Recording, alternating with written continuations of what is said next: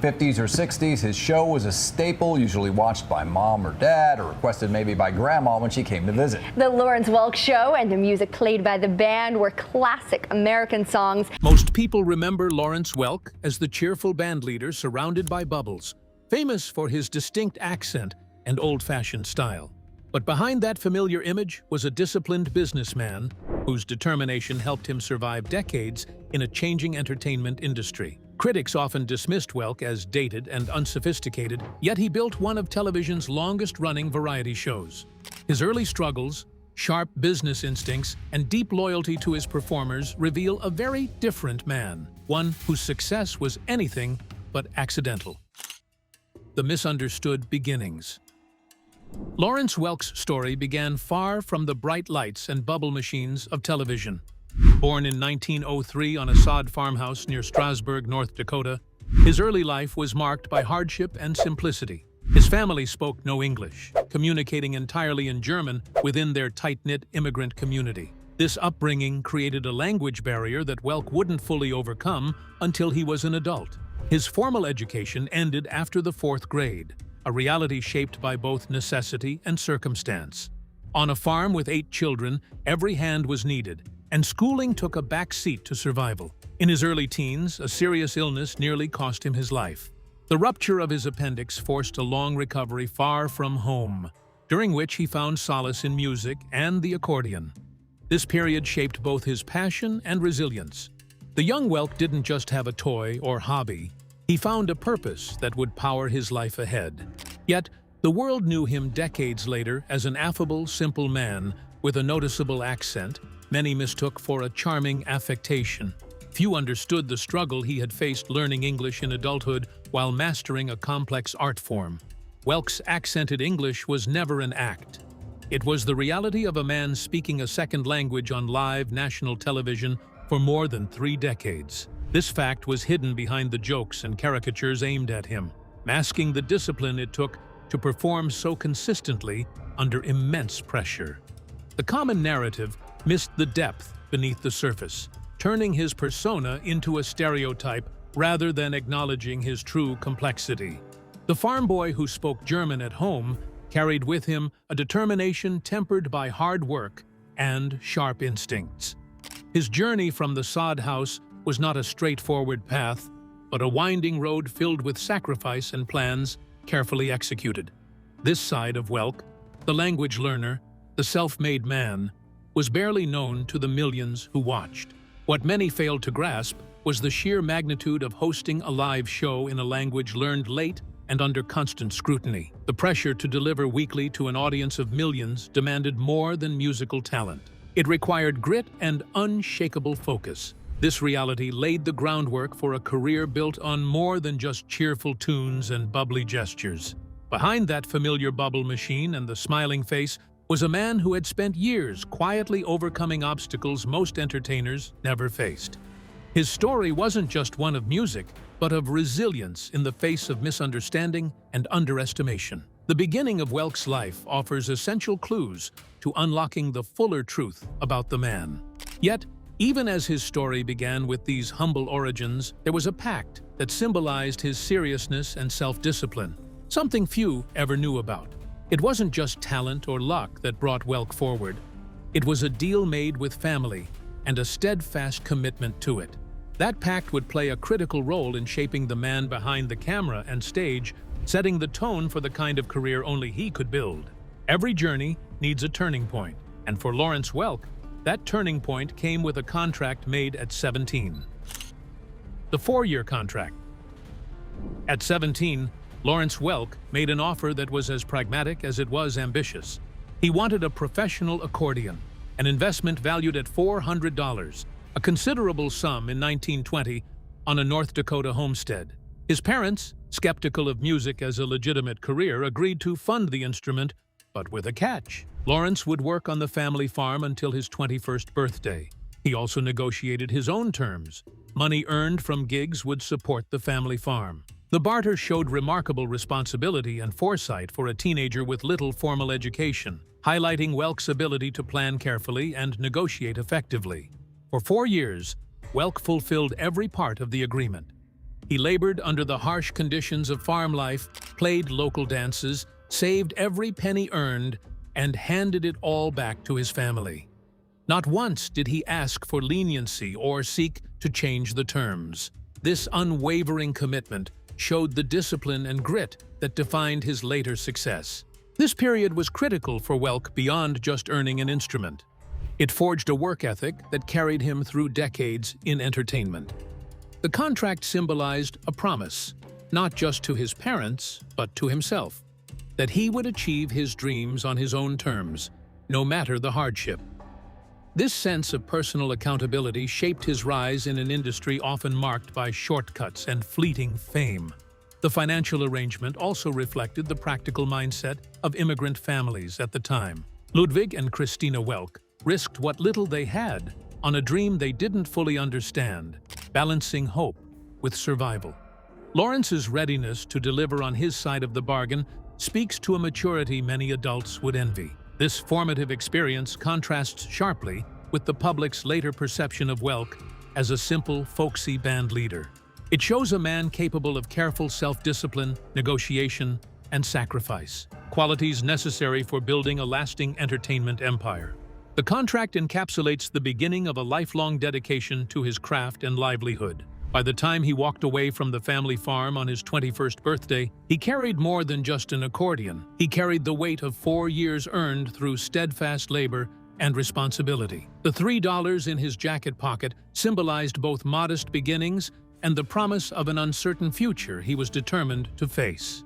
This story sets the stage for a grueling apprenticeship that would teach him the entertainment business inside and out.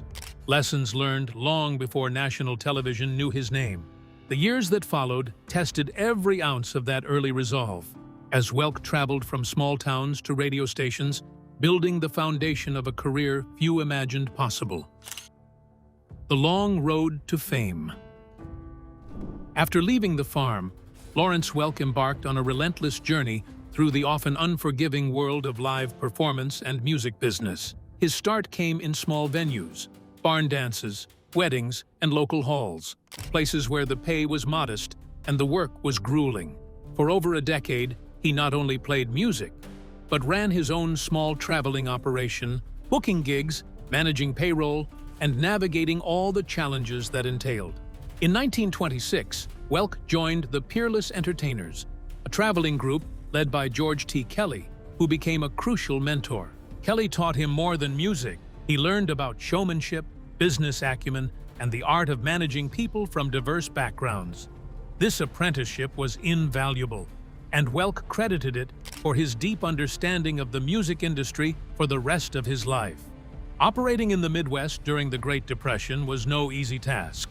People had little money to spend on entertainment, and towns were shrinking due to the Dust Bowl's devastation. Still, Welk's band toured tirelessly across Iowa, Nebraska, South Dakota, and Missouri, building a modest but steady following with a hard-working Midwestern ethic. The band went through many names, reflecting both the era and their evolving identity. From the Lawrence Welk Novelty Orchestra to the Honolulu Fruit Gum Orchestra, each name captured a part of the show's character, even if sometimes a little humor was involved. These efforts kept Welk on the road and developing the style that eventually became his signature. By 1931, Welk married Fern Renner, a nurse from Yankton, South Dakota. Their marriage lasted an impressive 61 years, a rarity in the entertainment business marked by fleeting relationships. Fern's steady presence supported Welk through decades of touring, and together they raised 3 children while he continued to build his career. Through the 1930s and into the 1940s, Welk gradually expanded his band and moved his base to Omaha. By the late 1930s, the sound of his orchestra was becoming well known as light, bubbly, and elegant, a style eventually branded as champagne music. This branding was a clever move that helped distinguish Welk from other big bands struggling during the decline of the ballroom era. Despite the rise of jazz giants and shifting musical tastes, Welk carved a niche that made his band identifiable within just a few bars, offering a pleasant and consistent experience without overly complex virtuosity. His approach didn't seek to compete with the top names, but to build something recognizable and enjoyable for a wide audience. In 1951, at the age of 48, Welk found his true calling on television with a local show in Los Angeles that captivated viewers with its warm, inviting style. He mastered the medium's demands quickly, using his years of experience reading audiences and managing performers to create a reliable weekly presence. This long apprenticeship from humble beginnings to local fame laid the foundation for Welk's national breakthrough and the remarkable television run that would follow, forever changing how America experienced variety music shows. From the disciplined youth who worked a 4-year family contract to the seasoned bandleader with a trademark sound, Welk's story was far more complex than early impressions suggested. The next chapter reveals how he transformed this foundation into the widely recognized champagne music that became his lasting legacy. Building the champagne sound. By the late 1930s, Lawrence Welk had developed a distinctive musical style that would become his trademark, champagne music. The name wasn't something he invented. It was a compliment from an audience in Pittsburgh who described his band's sound as light, effervescent, and bubbly, like sipping champagne. Welk embraced the metaphor and built an entire musical identity around it, complete with a signature bubbly atmosphere that would later become famous on television. This branding was more than a catchy phrase. It was a deliberate strategy that set Welk apart during the big band era's decline. While other band leaders competed on virtuosity or innovation, Welk focused on creating a consistent and pleasant musical experience that anyone could enjoy. His music was designed to be instantly recognizable and comforting, rather than edgy or complex. This approach helped him appeal to audiences looking for something familiar and soothing through difficult times. Welk's understanding of his limitations was clear. He knew he couldn't outplay legends like Duke Ellington or outswing Benny Goodman. Instead, he aimed to make his music unmistakable within just a few bars, emphasizing warmth over flash. This practical approach showed a deep insight into what audiences wanted and what he could offer best. The champagne sound became both a shield and a signature, protecting him from comparisons while building a loyal fan base. The venues Welk played reflected his growing reputation within this niche. He landed bookings at prestigious places like the Aragon and the Trianon ballrooms in Chicago, some of the most important dance halls in the country. These successes proved that his style resonated beyond the Midwest and rural circuits, reaching urban audiences eager for his gentle brand of musical entertainment. Over time, the champagne music concept evolved into a full identity that included more than just sound. Welk's television show featured the famous bubble machine, colorful matching outfits for the band, and an atmosphere of wholesomeness and civility. This created a visually and emotionally coherent brand that viewers came to expect every week. It wasn't just a band, it was an experience carefully molded to evoke happiness and nostalgia. The decision to build the show around this music, rather than chase fleeting trends, was a rare example of long-term thinking in show business. During a time when popular music was shifting rapidly, Welk held steady, knowing that his audience valued consistency over novelty. This stability attracted viewers who felt alienated by the fast pace of cultural change and found refuge in his program's predictability. The champagne sound also shaped the show's structure. Rather than revolving around headline guests or flash-in-the-pan hits, the program focused on a permanent ensemble of performers. This musical family gave viewers the chance to form long-term attachments to the musicians themselves, creating a unique sense of intimacy and loyalty. The music was the glue that held this family together. This approach was revolutionary in its modesty. Welk did not aim to redefine music or culture, but to maintain a space where tradition and comfort prevailed. It was a choice that set his show apart and ensured its longevity when others faded away. The champagne music became both a refuge and a brand that would outlast the big band era that nurtured it. Ultimately, the champagne sound was not just music. It was a lesson in understanding an audience and delivering exactly what they needed: joyful, easygoing, and reliable entertainment. With this unique identity in place, Welk was ready to build more than just a band. He was building a community that would support him for decades. The strength of that community came from more than just music or branding. It came from the people Welk chose to surround himself with and how he valued their commitment. creating a musical family. One of Lawrence Welk's most enduring legacies was the musical family he created, a close-knit group of performers who stayed with him for decades. Unlike many variety shows where guests rotated weekly, Welk assembled a permanent company. This allowed viewers to develop genuine connections with the band members, watching them grow and evolve over time. This sense of continuity was a key ingredient in the show's lasting appeal. Behind this family-friendly image was a business model designed to reward loyalty and stability. Starting in 1956, Welk established a profit-sharing system based on tenure with the organization. Musicians earned union-scale pay, but were also given a stake in the show's success, incentivizing them to stay long-term. This innovative approach encouraged commitment in an industry known for frequent turnover. The result was remarkable. Some of his closest collaborators remained by his side for 3 decades or more. Accordionist Myron Florin joined in 1950 and stayed through the show's end. In 1950, when the young couple went to a dance in St. Louis where the Welk Band was playing, Lawrence recognized him and invited him to play Lady of Spain. He was truly hired on the spot. It was a friendship that lasted a lifetime. Personal manager Sam Lutz came aboard in 1952 and musical director George Cates in 1956. Each dedicating more than 25 years to Welk's enterprise. Their collective longevity created an authentic family atmosphere on and off camera.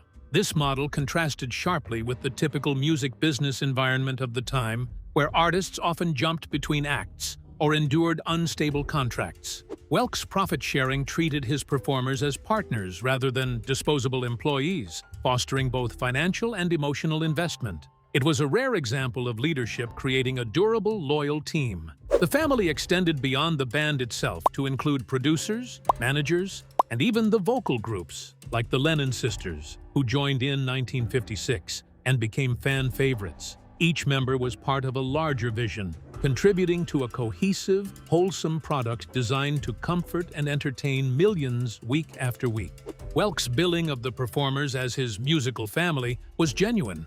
This was more than marketing jargon. It reflected a real community sustained by trust and mutual respect. The sincerity behind this sentiment resonated with audiences who felt they were watching something warm and familiar rather than a disposable spectacle. Despite the mocking tones of critics who often seized on Welk's accent or style, his company's unity remained steadfast. It was this stability that provided strength during the cultural upheavals of the 1960s and 1970s. Where other shows tried to chase fleeting trends, Welk and his family stayed consistent, creating a refuge for viewers seeking constancy in an uncertain time. This approach to leadership and loyalty was decades ahead of its time. Welk anticipated concepts of employee ownership and brand community long before they became industry buzzwords. His model solved one of music's hardest challenges, retaining top talent in a competitive, unstable field. The musical family embodied the heart of Lawrence Welk's enterprise, a living, breathing testament to the power of respect, reward, and shared purpose. This bond not only defined the show's success, but also painted a fuller picture of the man behind the bubbly image. Strong foundations come not just from sound and style, but from the people who make the music come alive. A truth Welk understood better than most. That dedication to his musicians and a unique business model helped Welk weather years of cultural change and industry challenges few expected him to survive. The face the critics saw. Lawrence Welk's public image was defined by his distinct accent and old-fashioned style, which made him an easy target for critics and comedians alike. For decades, he was the shorthand symbol of being square or out of touch, a figure to be parodied rather than understood. Younger audiences often groaned when their parents tuned in, seeing Welk as a relic from a bygone era. Yet, the very traits mocked were a reflection of Welk's true background and character, not a put-on or gimmick. His accent was genuine, born from a childhood where he barely spoke English until his early 20s. What many assumed was a folksy affectation was actually the sound of a man performing live, week after week, to tens of millions in a language he had learned as an adult. This was not merely speaking English, it was mastering the nuances of live television hosting, introducing guests, interacting with a studio audience, and reading cue cards flawlessly under pressure. Few performers even with native fluency, could manage such a feat for over 30 years. Despite the widespread ridicule, Welk never altered his style to fit mainstream trends or pursue broader popularity. He was fully aware of the parody but refused to be shamed or changed by it. His show made no effort to add rock numbers or edgy guest stars. He stayed true to his musical and personal vision. This quiet resilience and unapologetic commitment to his brand reflected an inner strength that few recognized at the time. Critics often ignored the remarkable discipline it took to sustain the Lawrence Welk Show's live performance format for decades. The ease with which Welk deflected mockery demonstrated a pragmatic acceptance of who he was and what his audience wanted. Instead of competing to be hip, he embraced consistency and warmth, creating a safe, predictable entertainment space during a period of rapid social change and cultural upheaval. The mockery also obscured something deeper about Welk's character, a business savvy that ran counter to his image. His backward accent and innocent demeanor hid a sharp mind, strategizing how to build a sustainable career long-term. He understood his audience and cultivated it patiently, rejecting the pressure to chase fleeting fads or the ever-shifting demands of youth culture. What audiences saw on screen was only a fraction of the story. Behind the scenes, Welk was a leader and innovator who created a musical environment where longevity was a priority. His public persona may have been ridiculed, but his organization thrived on loyalty, consistency, and mutual respect, a rare combination in show business. This contrast between public perception and private reality is at the heart of Welk's double life. The man the country laughed at was actually quietly building one of the most enduring entertainment legacies of the 20th century.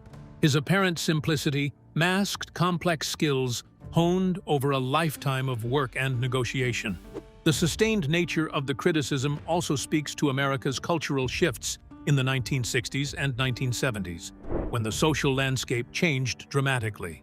Welk became a symbol of resistance to those changes, not by political stance, but by embodying an old-world style and sound many found quaint or passé. This made him a lightning rod for cultural tension, even as he remained broadly beloved by his core viewers. In refusing to bow to pressure or reinvent himself, Welk showed remarkable quiet perseverance. This determination would prove essential when the industry itself decided he no longer fit their picture. The world that dismissed Welk in the early 1970s was about to deliver a blow no one saw coming, and Welk's response to that moment is a testament to his true character. Overcoming cancellation and reinvention. In 1971, after 16 years on the national network, the Lawrence Welk Show was abruptly canceled. This sweeping move was part of what has become known in television history as the Rural Purge, a decision by networks to remove shows that appealed primarily to older and rural audiences, aiming instead for younger demographics more attractive to advertisers. The cancellations affected beloved series like The Beverly Hillbillies and Green Acres, alongside Welk's program. At 68 years old, with nearly half a century of professional experience, Welk faced what seemed like the end of his career. The networks no longer saw value in his firm audience, and with only 3 major networks available, there appeared to be nowhere else for him to turn. Many would have retired or faded quietly, but Welk chose a different path. Instead of conceding defeat, he built his own distribution system. Working with his producer, he approached individual television stations across the country, offering them his show directly. This first-run syndication model, selling station by station rather than through a network, was virtually unprecedented for such an expensive weekly variety program. Welk confronted the industry's monopoly on distribution head-on. By September 1971, just months after cancellation, the Lawrence Welk Show returned to the airwaves on more than 200 stations, more than the number of affiliates ABC itself had at the time. This was a stunning reversal, proving the perceived obsolescence was a misreading of audience demand. More than 3 decades into his career, Welk was reaching a larger audience than ever before. His advertisers, overlooked by the major networks, were found in abundance outside the traditional advertising ecosystem. They valued the older, rural, and loyal viewers that Welk served. This business savvy not only kept the show alive, but allowed it to flourish for 11 more years, until Welk's retirement in 1982. This reinvention was a brilliant strategic move, demonstrating Welk's rarely recognized acumen. In an industry that prized youth and novelty, he harnessed his core strength, a dependable, engaged fan base ignored by others. His syndication network bypassed industry gatekeepers and rewrote the rules on show survival. Welk's response to cancellation was not just about holding on. It was about proving that mass appeal could exist beyond conventional wisdom. The show's endurance made it the longest-running musical variety program in American television history, with roughly one-third of its run taking place outside the traditional network system.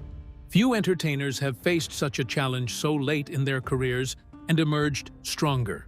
Welk's story in those years illustrates a determination and resourcefulness that underpinned much of his lifetime success and was concealed by the public image of bubbly, old-fashioned entertainment.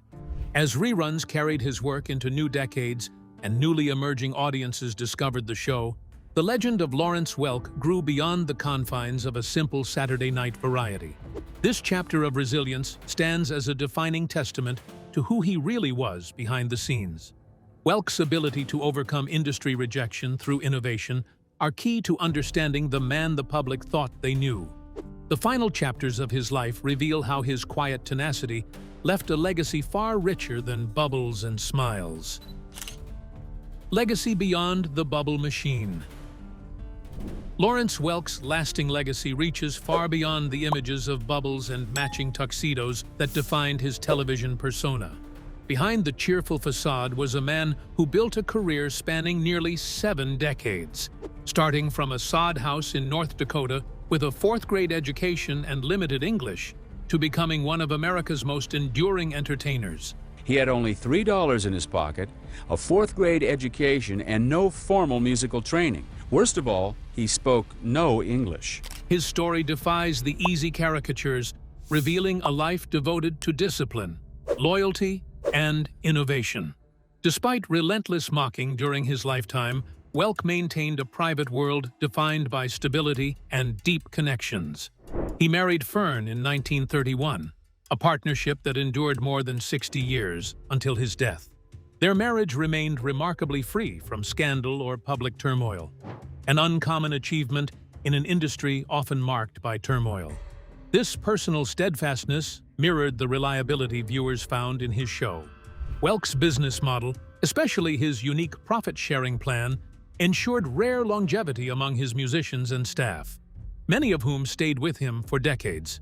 These long-term relationships formed the backbone of his musical family, creating a genuine closeness rarely seen on television. The viewers at home sensed this warmth, even if critics dismissed it as mere marketing. The innovation Welk displayed after his network cancellation in 1971 exemplifies his savvy and resilience. Faced with the loss of his national platform, he built a syndication pipeline that reached over 200 stations, surpassing the network's own reach. He proved that his audience was larger and more loyal than anyone had acknowledged, quietly outmaneuvering an industry that regarded him as obsolete. His show continued producing new episodes until 1982, and reruns have aired steadily since, finding new generations of fans. This continuous presence on television is extraordinary given how few variety shows from the 1960s remain in ongoing broadcast. It reflects Welk's commitment to timelessness, content not anchored to the fleeting fame of any particular guest or trend. Beyond music and television, Welk also created a resort community in Southern California that became a gathering spot for many of his fans. His family organization continues to manage his legacy, with his children and grandchildren involved in preserving and extending the family's work in entertainment and beyond. The homestead where his story began is now a historic site, a tangible reminder of his roots in a tough immigrant farming community. The sod-walled house stands as a symbol not just of past hardship, but of the remarkable life that grew from those prairie roots, sustained by discipline, vision, and persistence. In death, Welk remained a man true to himself, his funeral private, His life a steady progression rather than a series of scandals or dramatic reinventions. His passing in 1992 marked the end of an era, but the show he built and the legacy he cultivated have endured in unexpected and meaningful ways. Ultimately, Lawrence Welk's double life was not a secret scandal, but a story of quiet complexity. A boy from a German-speaking sod house who became a shrewd negotiator, a loyal husband, a visionary employer, and a pioneer in television distribution. No one who watched Bubbles on a Saturday night could have guessed the full story behind the man making the music. Lawrence Welk's story teaches us to look beyond first impressions and recognize the strength beneath apparent simplicity. He was a man who mastered language, business, and showmanship, creating a legacy built on loyalty and resilience. If his story surprised you, tap the like button and subscribe for more deep dives into fascinating lives behind the scenes.